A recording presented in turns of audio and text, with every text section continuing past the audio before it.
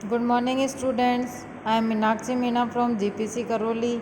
इस वीडियो में मैं बताऊंगी पावर सिस्टम EE 207 की यूनिट नंबर 7। तो इसमें है wind power and energy factor.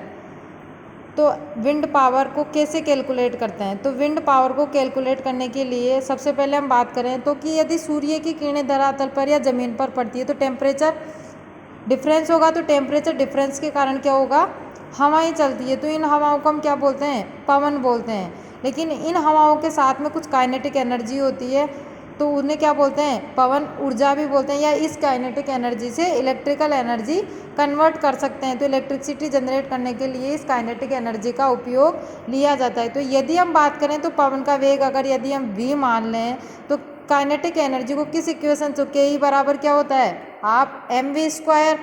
तो अगर विंड पावर निकालनी है तो विंड पावर की कैलकुलेशन को, विंड पावर को कैलकुलेट करने की बात करें तो क्या करेंगे, हम टाइम के रेस्पेक्ट में काइनेटिक एनर्जी वाली इक्वेशन है या काइनेटिक एनर्जी उसका डिफ्रेंशिएट करते हैं। तो मैंने यहाँ पे डिफ्रेंशिएट कर दिया। तो E बराबर क्या है, के बराबर हाफ mv² है। तो अगर मान लें E बराबर एयर की डेंसिटी है जो kg घन मीटर में है, A बराबर है जो विंड मिल्स है उनकी ब्लेड्स है जो कि रोटेटिंग है होती है, तो उसका अगर हम एरिया मान लें मीटर स्क्वायर में तो वो है ए से डिनोट करेंगे। और अगर विंड की स्पीड की अगर हम करें तो वो किससे डिनोट करेंगे, v से। तो विंड की गति है v मीटर पर सेकेंड में, यानी कि ये कुछ हम सिंबल्स है।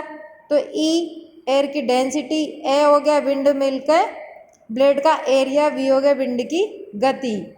तो अगर इसको हम m की जगह m बराबर होता है EV, तो अगर इसको हम लिखते हैं तो E कैपिटल है, तो ये वाली इक्वेशन हमारे पास में आती है। अगर m की वैल्यू हम यहाँ पे रख देते हैं तो E बराबर होता है half E capital A V cube watt.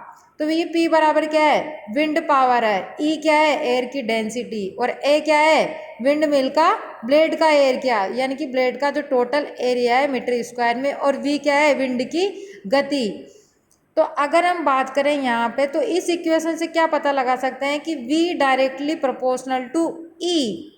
तो विंड पावर यानी कि हवा के घनत्व, E बराबर क्या है, एयर की डेंसिटी यानी कि हवा का घनत्व। तो जो विंड पावर है वो हवा के घनत्व के समानुपाती होता है, यानी कि अगर हवा के घनत्व का मान घटता है तो विंड पावर का मान भी घटेगा, और अगर हवा के घनत्व का मान बढ़ेगा तो विंड पावर का मान भी बढ़ेगा। तो ये हवा के घनत्व के समानुपाती हो। तो जैसे जैसे टेम्परेचर और अगर हाइट बढ़ती है तो हवा का घनत्व क्या हो जाता है, कम हो जाता है। और यदि हमारा हवा का घनत्व कम हो रहा है तो वैसे वैसे विंड पावर भी कम होती जाती है। तो P is directly proportional to E। अगर नेक्स्ट हम बात करें P is directly proportional to area. अगर एरिया की हम बात करें तो ये मीटर स्क्वायर में है। तो अगर मान लो विंड पावर दो गुनी अगर एरिया अगर हम दुगना कर देते हैं तो 2 × 2 कितना हो जाएगा, 4 हो जाए, तो विंड पावर अपने आप कितनी हो जाएगी, 4 गुना हो जाएगी। और इसी प्रकार हम बात करें V is directly proportional to V cube. अगर पवन की विंड की गति अगर हम 2 गुनी कर दें तो विंड पावर कितनी हो जाएगी, 2 इस V की जगह क्या आ जाएगा, 2 आ जाएगा। तो 2 × 2 4, 4 × 2 तो कितना हो जाएगा, 8। यानी कि अगर पवन की गति या विंड की गति हम दुगुनी कर देते हैं तो विंड पावर कितनी हो जाती है, 8 गुनी। और अगर एरिया दुगना कर देते हैं ब्लेड्स का तो विंड पावर कितनी हो जाती है, 4 गुना हो जाती है। तो ये कुछ इससे हमने निकाले P is directly proportional to V cube, अगर वे क्यूब के समानुपाती होता है। अब डायरेक्टली प्रोपोर्शनल टू है ही, अगर बटे में आता है तो इन्वर्सली प्रोपोर्शनल टू हो जाता है। अब यह है कि क्या हमेशा पवन की गति सेम रहती है, कभी धीरे बहती है कभी तेज बहती है। तो क्या होता है कि विंड एनर्जी हम ये विंड पावर कैलकुलेट करने के लिए क्या करते हैं, विंड एनर्जी फैक्टर का उपयोग करते हैं। जो हमारा ये टॉपिक है विंड एनर्जी फैक्टर, तो ये विंड एनर्जी फैक्टर का निकालने का फॉर्मूला है कि साधारण गति से पावर और औसतन गति से पावर, यानी कि एवरेज पावर और एवरेज स्पीड की पावर और सिंपल स्पीड की पावर के रेशियो को क्या बोलते हैं, एनर्जी पैटर्न फैक्टर बोलते हैं। यदि पवन बह रही है और एक सेम डायरेक्शन में बह रही है तो उसका साधारण गति और एवरेज गति दोनों बराबर होगी, और दोनों बराबर होगी तो उसका मान एनर्जी पैटर्न फैक्टर का मान कितना हो जाएगा, यूनिटी। लेकिन आइडियल केस में ऐसा पॉसिबल है, बट नॉर्मली क्या ऐसा पॉसिबल है, नहीं। तो एनर्जी पैटर्न फैक्टर का जो नॉर्मली मान होता है वो 2 से 5 के बीच में होता है, यानी कि कभी भी पवन की साधारण गति और औसतन गति दोनों सेम नहीं हो सकती है। अगर सेम होगी तो उसका मान कितना होगा, यूनिटी, जो कि एक आइडियल केस है।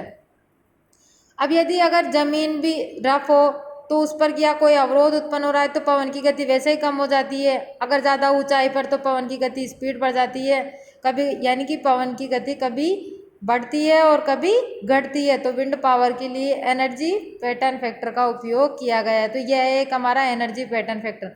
एक कल मैंने बताया था एडवांटेज और डिसएडवांटेज। तो एडवांटेज में मैंने बताया था कि कुएं से पानी निकालने के लिए हम विंड एनर्जी का उपयोग करते हैं, विंड पावर का। तो विंड पावर कैलकुलेट करने के लिए क्या निकालते हैं, P बराबर 0.1 AV क्यूब, यानी कि E का मान 1, तो ये हो गया वाट्स। और विद्युत शक्ति उत्पादन के लिए यानी इलेक्ट्रिसिटी जनरेट करने के लिए जो प्रयोग में ली जाने वाली मशीन है उसे क्या कहते हैं, एरो जनरेटर भी कहते हैं। तो अगर विद्युत शक्ति उत्पादन के लिए हम विंड पावर निकाले तो उसका मान होता है P बराबर 0.2 AV क्यूब। तो ये है हमारा सिंपल सा topic, wind power and energy pattern factor. इसकी ये फोटो ली, बहुत सिंपल है, एक बार ध्यान से समझना। Thank you.